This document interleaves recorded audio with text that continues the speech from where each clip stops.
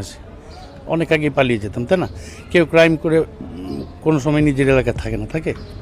তাই সালমান শাহর হত্যার বিচার হোক, সুষ্ঠুভাবে হোক, সুষ্ঠু সমাধান হোক, সুষ্ঠু জাতি জানুক কীভাবে সালমানের প্রবলেম হয়েছে, কীভাবে সালমানের অ্যাক্সিডেন্ট হয়েছে, তাই না? সালমান শাহ হত্যার দায় স্বীকার করে পুলিশের কাছে আত্মসমর্পণ করলেন সালমান শাহর বন্ধু ও খল অভিনেতা ডন। ঢাকায় চলচ্চিত্রের অমর নায়ক সালমান শাহ ক্যারিয়ারের তুঙ্গে থাকা অবস্থায় 1996 সালের 6 সেপ্টেম্বর তিনি রহস্যজনকভাবে মৃত্যুবরণ করেন। লাশ উদ্ধারের পর ধারণা করা হয় তিনি আত্মহত্যা করেছেন, কিন্তু পরিবারের দাবি তাকে খুন করা হয়েছে। দর্শকপ্রিয় নায়ক সালমান শাহর মৃত্যু নিয়ে দীর্ঘ 29 বছরের তদন্তের পর নতুন করে হত্যা মামলার দায়ের করা হয়েছে।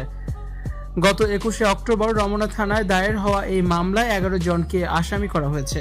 এর মধ্যে সালমান শাহর সাবেক স্ত্রী সামিরা হক, ব্যবসায়ী আজিজ মোহাম্মদ, ভাই লতিফা হক লুসি এবং